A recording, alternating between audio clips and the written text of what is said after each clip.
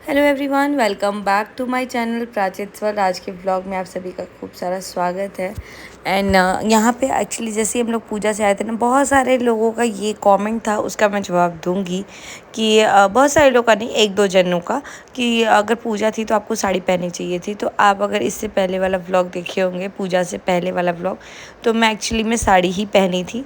लेकिन यहाँ पे मंदिर 11 बजे के बाद बंद हो जाता है, तो हम लोग पूजा नहीं करा पाए थे गाड़ी की, तो डायरेक्ट हम लोग घर आ गए थे क्योंकि मंदिर यहाँ पे कपाट बंद हो जाती है और 6 बजे शाम में खुली, और 6:30 बजे के करीब मेरे सारे गेस्ट आने वाले थे। तो पूजा कराते कराते ही टाइम लग गया वहाँ पे 6:30-7 बजे, लेकिन हम लोग टाइम से आ गए। तो अब मैं अगर वेट करती कि 6 बजे मैं साड़ी पहन के जाऊँ एंड देन मैं पूजा करा लूँ, उसके बाद आके मैं फिर वापस अपना चेंज वेंज करके तब मैं ऑर्गेनाइज़ करूँ।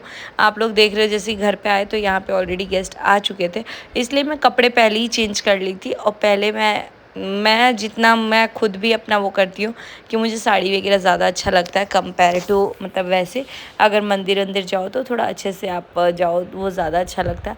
तो मैं खुद भी साड़ी ही पहनी थी, लेकिन उस अकॉर्डिंगली नहीं हुआ। पूजा शाम में 6 बजे के करीब मंदिर खुला, 6:30 के करीब हम लोग गए, तो इसलिए वो टाइम लग गया। एंड मतलब साड़ी नहीं पहन पाए, तो इस चीज़ को इतना। और वैसे ये मुझे नहीं लगता है कि अगर मैंने ये भी कपड़ा पहना था तो कोई पोर्शन बॉडी का रिवीलिंग था या फिर ऑकवर्ड था या फिर कुछ। मैं कंफर्टेबल थी तो मैं पहन के चली गई, और बस गए यहाँ पे पूजा वगैरह कराए। और बहुत सारे लोगों का ये भी कमेंट था कि पैर का छाप, तो मैं इस पे तो कुछ बोलना ही नहीं चाहूँगी क्योंकि मैं तो खुद से प्रिपेयर करके गई नहीं थी कि हाँ मैं ऐसा करूँगी। अगर वीडियो में आपने देखा होगा तो जब दोनों बच्चों का मेरे हो गया और लड्डू का होने के बाद लड्डू के पापा ने बोला कि नहीं तुम्हारा भी कर लेते हैं, तो मैंने बोला कि नहीं नहीं। फिर उसके बाद से उन्होंने बोला कि नहीं तुम भी मेरे लिए लकी हो, क्योंकि जब से मेरी शादी हुई है हमारा घर, हमारा हर एक चीज़ बहुत आगे आगे गया है।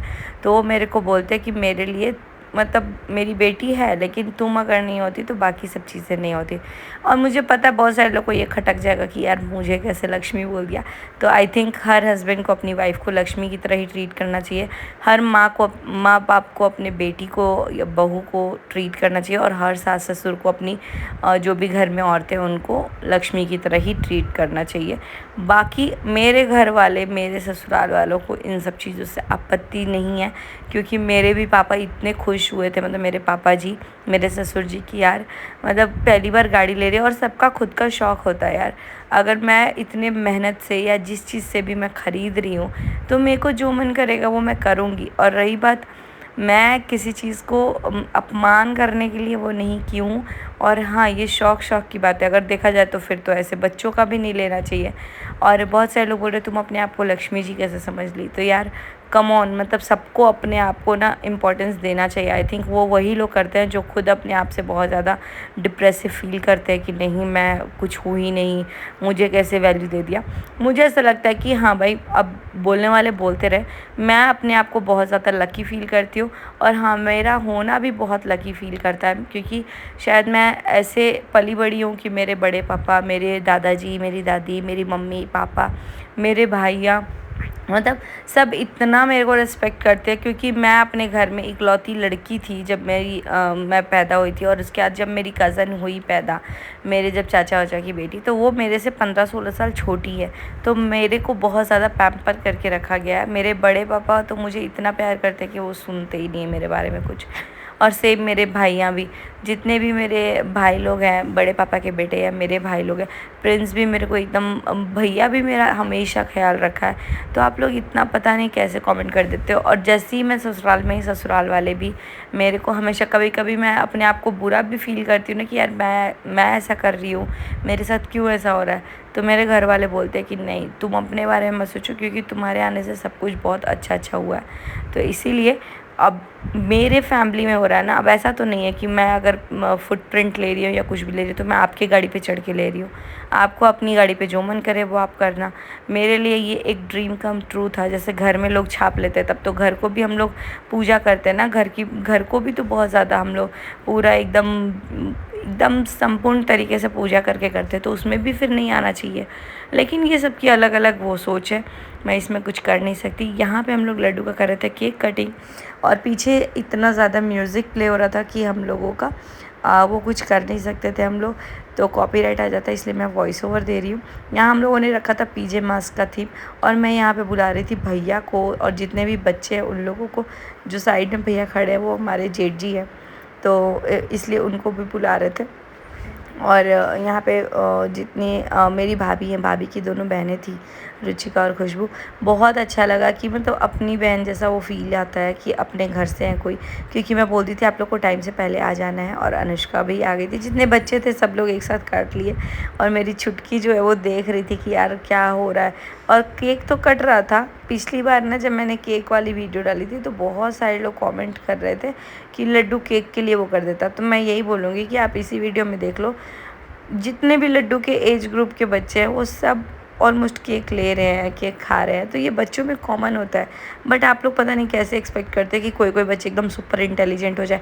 इस सिंपली कि आप अगर मेरे को पसंद नहीं कर रहे हो तो आप मेरे बच्चे के लिए भी इतना गंदा कमेंट कर देते हो।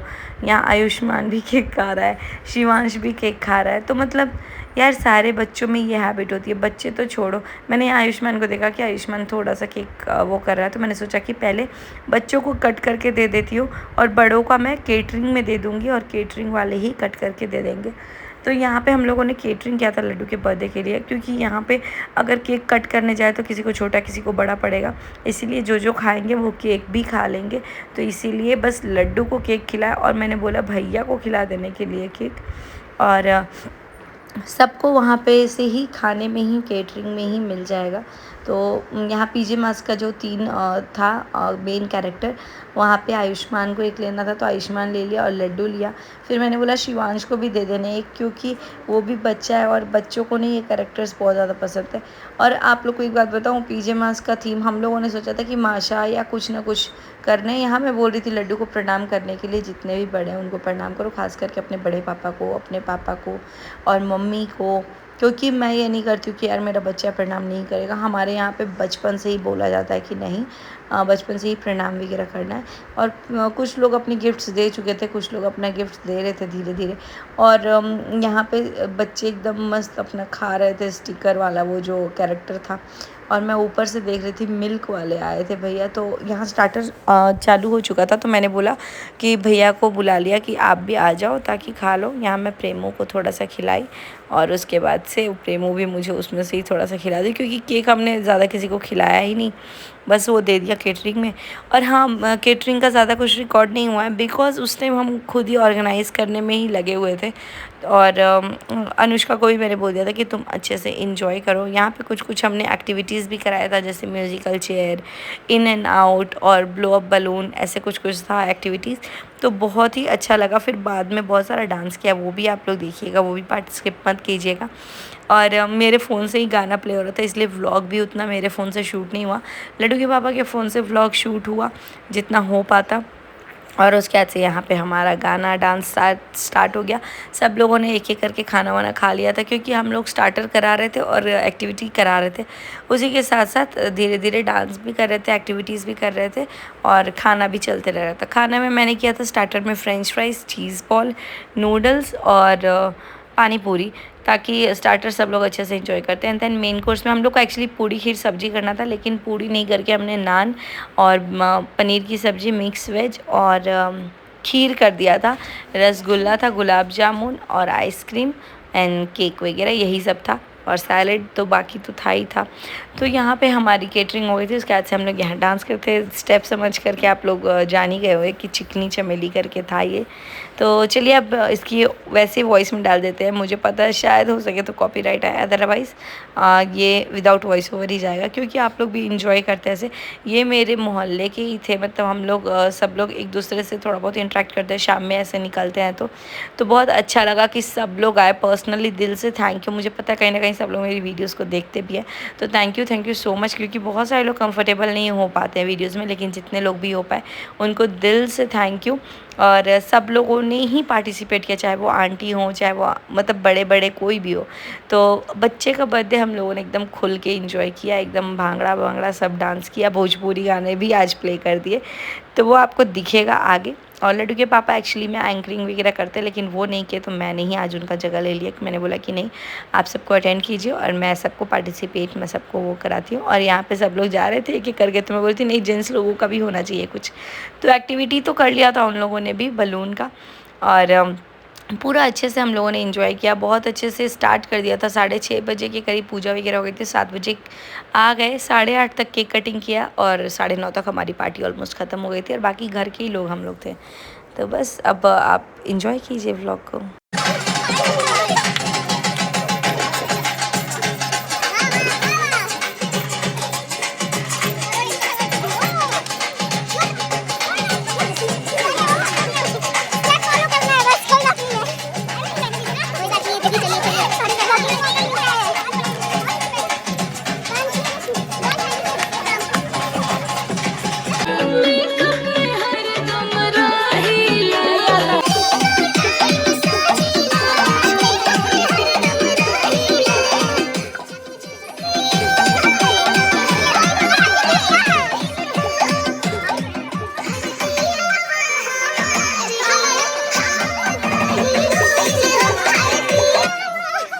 के भीतर से देता दिखाई दादी